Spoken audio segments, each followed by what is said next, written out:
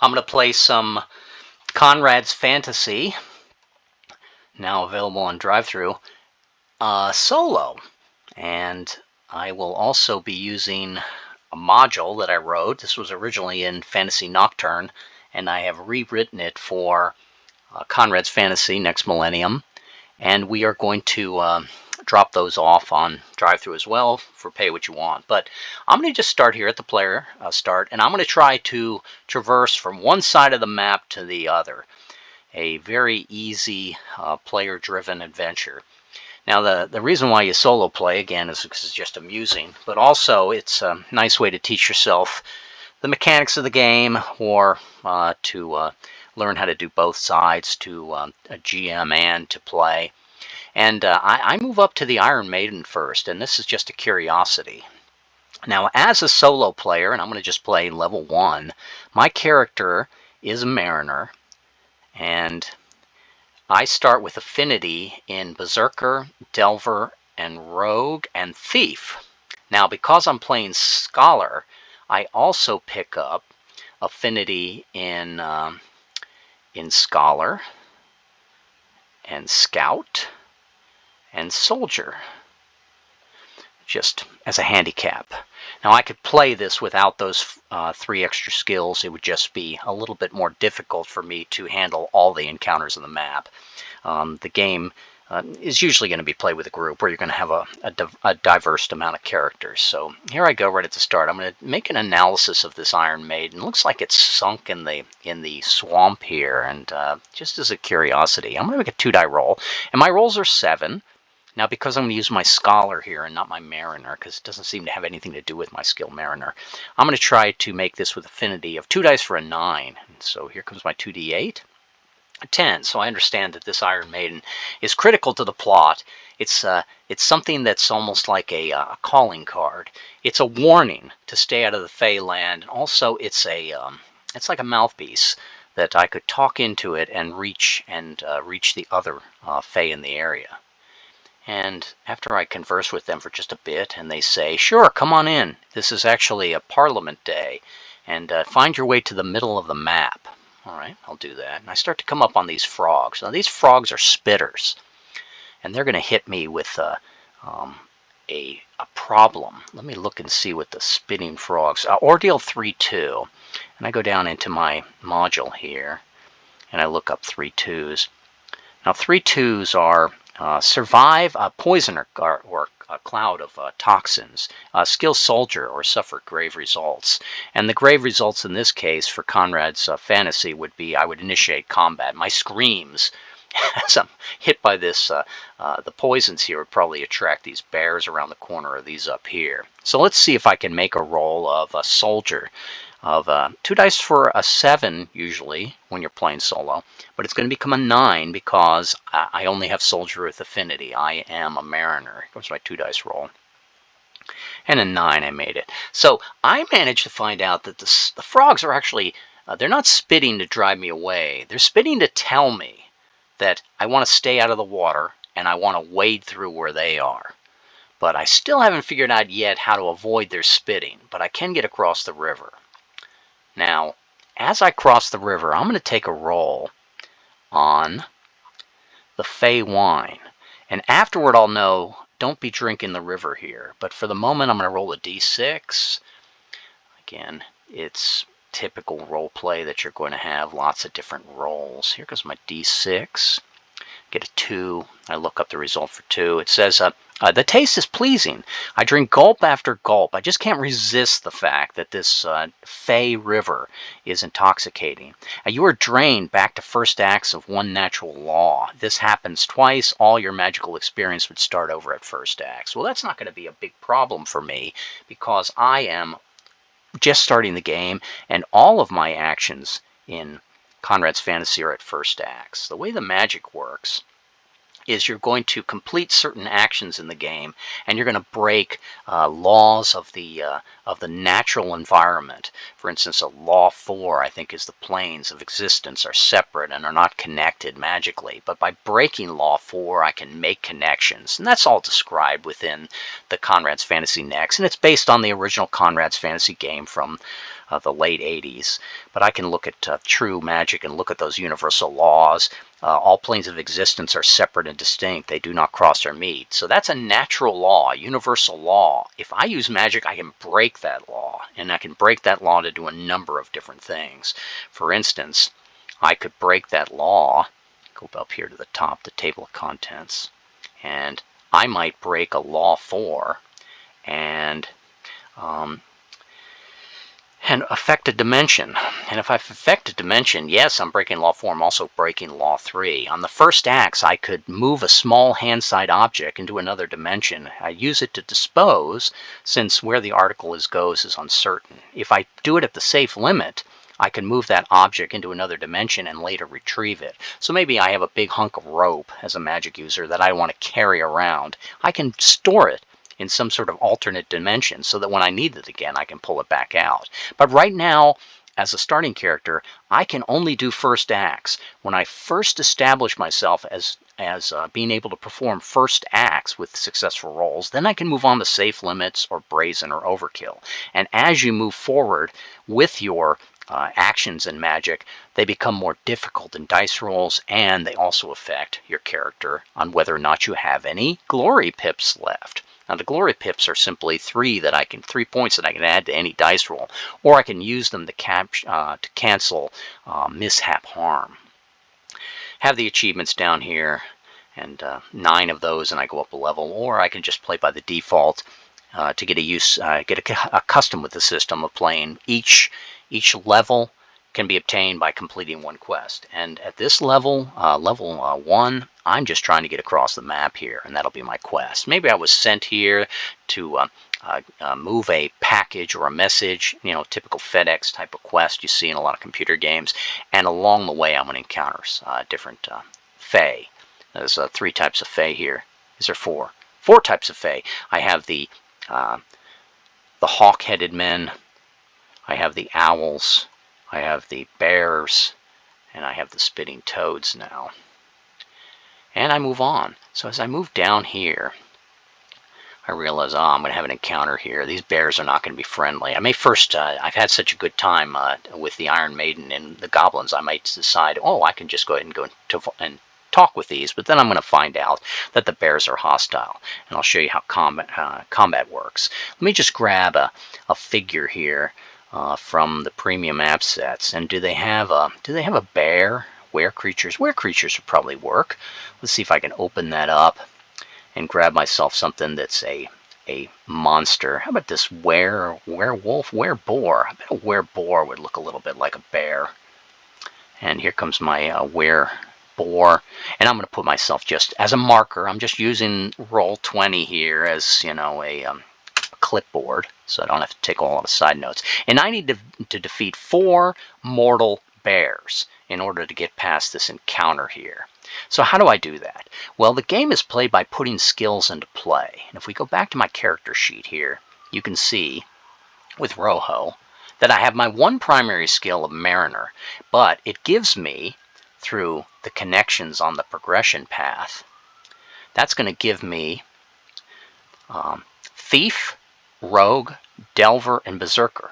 And also, because I'm playing solo, I can get Soldier, Scout, and Scholar. So I can try to make all these rolls. And I know by the basic mechanics of the game that any 2 professional skills, and I can defeat a mortal enemy. So at this point, all I'm really doing is trying to roll to put different professional skills into play.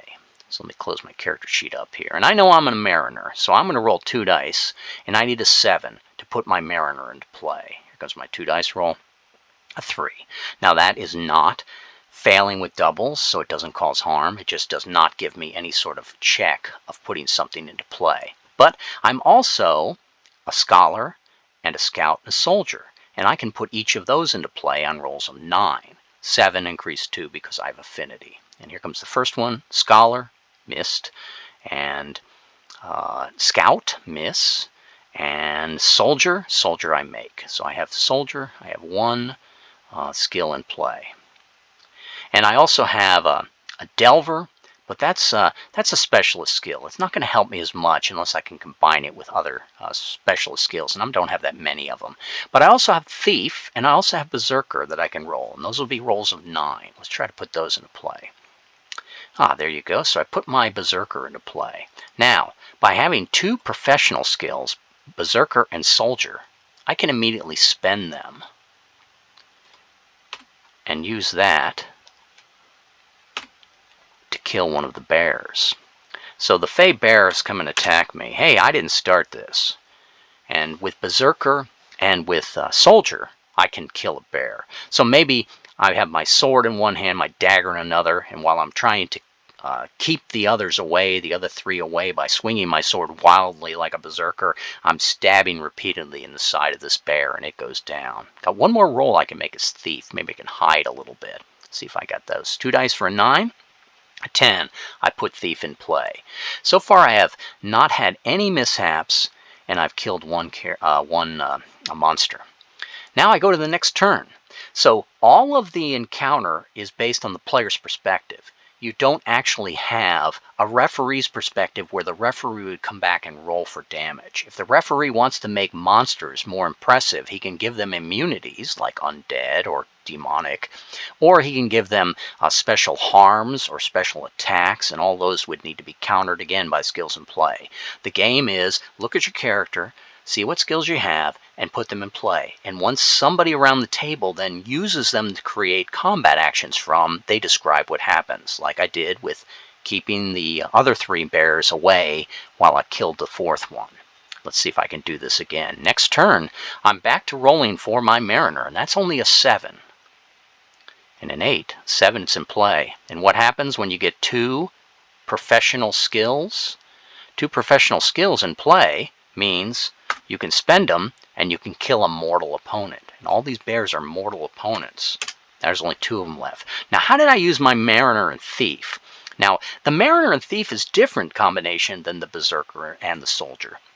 So I would describe to the other people I'm playing with, or just solo to amuse myself, the Mariner skill. Now, I may not have encountered a sea bear, but I have encountered a sea lion, a walrus. And I know that they're vulnerable if I can get them from the rear. And that obviously, classic dungeon crawl tactic, the Thief ability would allow me to get to the rear of this bear and kill it. So that's all it takes, a couple of sentences. So I'm not just rolling a d20 over and over again and trying to figure out what hit points it has and what armor class it has. That's Gygax.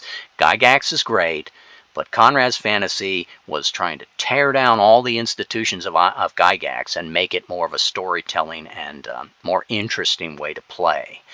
There's only so much you can take with Gygax. Okay, it's a great introductory system to how you role play, but after that, it tends to fall apart.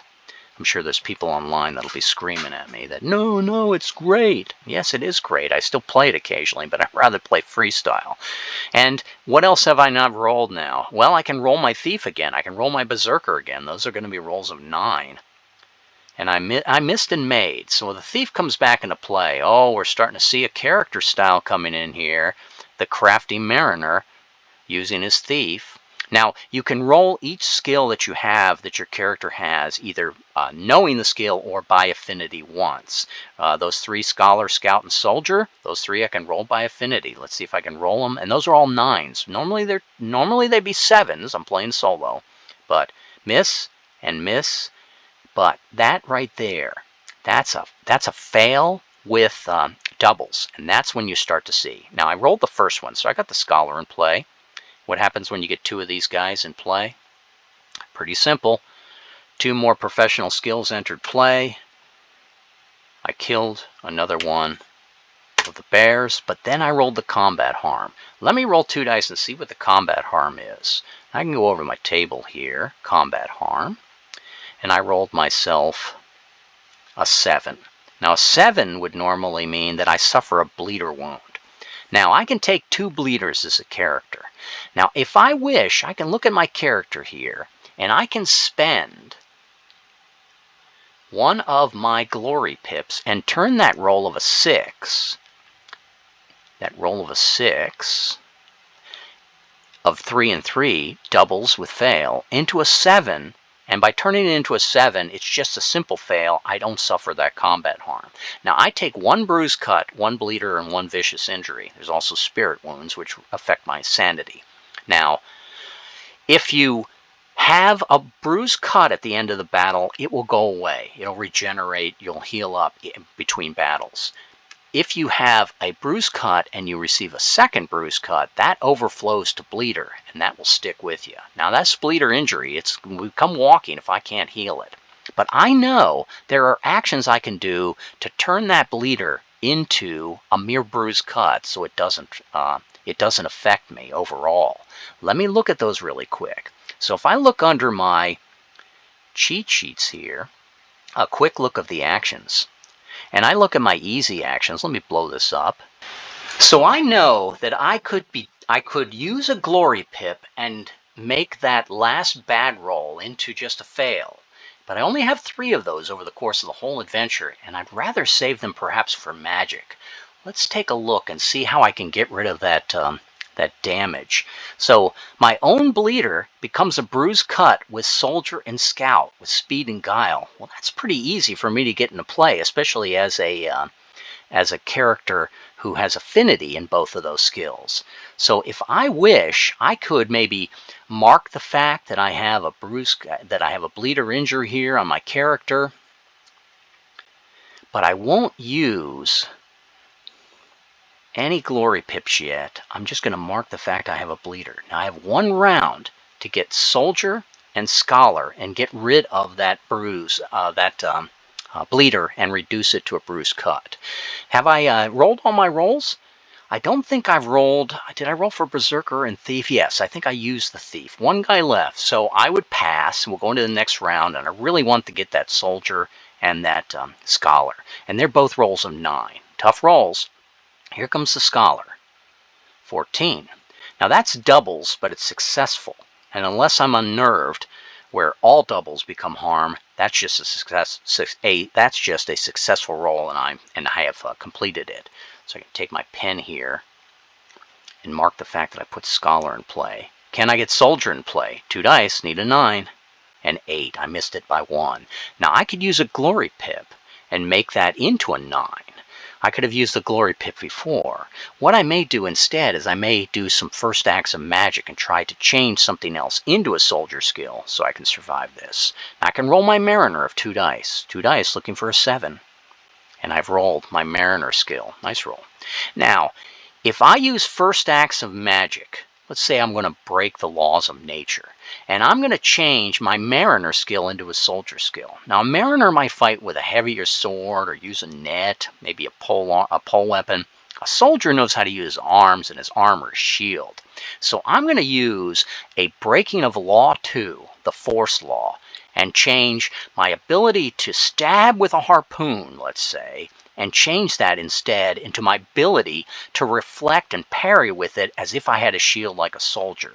Now I need to use 2 dice, looking for a 7, first acts, in order to make that magic occur. And it's a 9.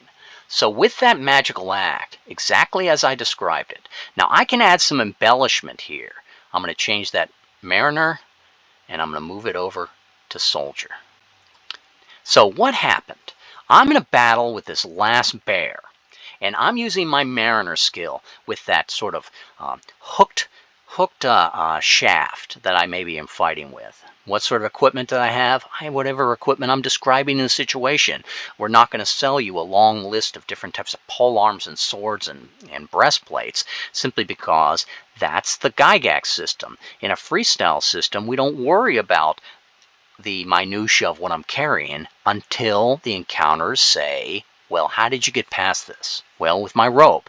But the encounters say that your rope burned up in the fire. Just an example. Now, I used magic. Now, I used magic that was related to jinns, related to the conjuring.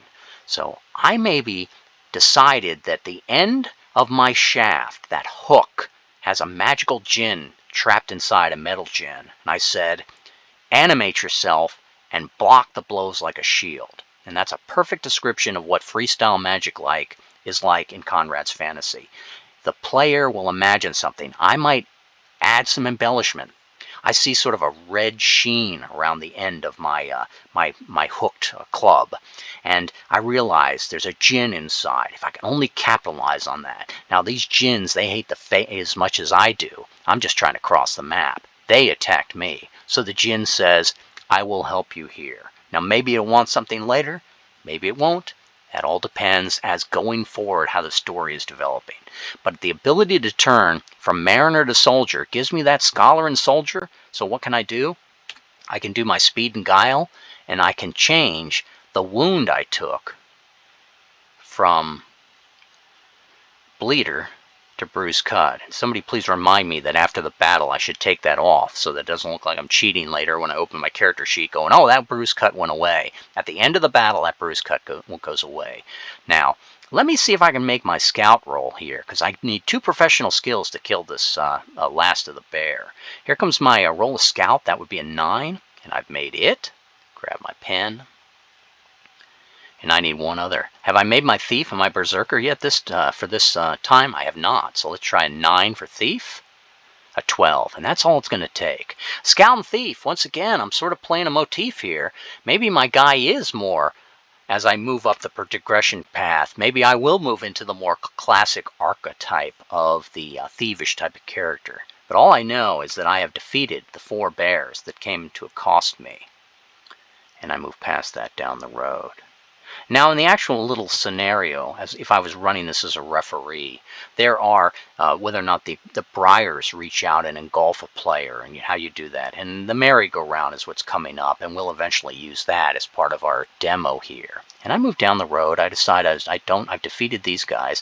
I don't need to find this geyser, but I know that it's closer to the bears here. Maybe I can find my way south by rolling 2 dice with scout. Now that'd be a 9. I'd rather try to use the primary skill of mariner. So as a mariner, I know the waters. And maybe I can even talk to the waters. Well, how do you do that? That sounds like magic.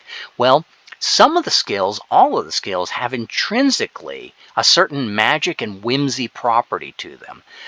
In your other favorite roleplay game, they would call this maybe a cantrip, a minor magic. But in Conrad's Fantasy, some actions are true magic, and some action are just magical relations of your skill.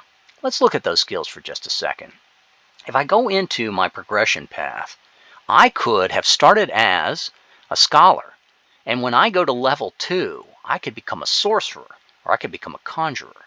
Now, I'll retain the abilities, the skill of scholar. I just add, instead of having by affinity the conjurer, I could become the conjurer. Now, is it a skill conjurer, or is it magic of conjuring? Well, it all depends. If you are putting the skill in play, it becomes an action of conjurer the skill, which probably is using residual magic, powders that I've taken away from other actions, powders that I created before I even got to the battle here. But when I get in the battle and say, well, what I really need to do is, now that I've established some precedents that the end of my hooked club has an active djinn in it, I could start relying on that metal djinn going, why don't you browbeat one of the djinns of the air to create more of a mask for me, raise some dust, raise some mist. And that would be true magic, because as a mariner, I would not be able to create some sort of magic dust that comes up. But perhaps as a conjurer skill, I could do that without violating the laws of nature, because especially in something like a Fey forest, there's enough residual magic, enough residual hotspots of magic that I could get away with that. For instance, that large geyser over there, I could have it come up and mask my movement. But as a mariner, what I'm going to say instead is that I would know how to get away from creatures. I would know how to stay to my own lane. I would know how the water flows. I can see the water of the rivers flowing in certain directions. So I know that I can hear the merry-go-round. And I'm going to make 2 dice for a 7 as referee and player. I allow it. Maybe as referee I would say, well, I need just a little bit more. Here comes my roll of a 7. And I made a 13, so I make it to the merry-go-round. Now I come up upon these hawk-shaped creatures. Hawk-headed creatures. They, normally I worry, are they going to attack me? I want to stay away from Spitty Frog here. But they have seen me defeat the bears, and they don't care for the bears. The Fae are in constant warfare with the others of different kinds. And that's why they have this Parliament of the Merry-Go-Round, so they can meet and discuss their issues. And they've seen that I fought the bears, fought pretty well, so maybe they don't want to mess with me. But right now, they just want to get drunk with me. So let's go to the Fey Merry-Go-Round. Now, the Fey Merry-Go-Round is, I can give the players a choice to freely decide the wheel or refuse. In this case, I would freely decide to use the wheel. The merry-go-round seems to be a place of parley. This is just would be, read by the referee from his module. Sort of hate that term. I spend most of my life trying to automate role-play games to produce these things on the fly. And no one is engaging in argument. No one seems to be removing weapons. In fact, all the weapons are stuck in scabbard. My hooked club seems to be across my back, and my djinn is telling me that he's being cowered into not being able to fight.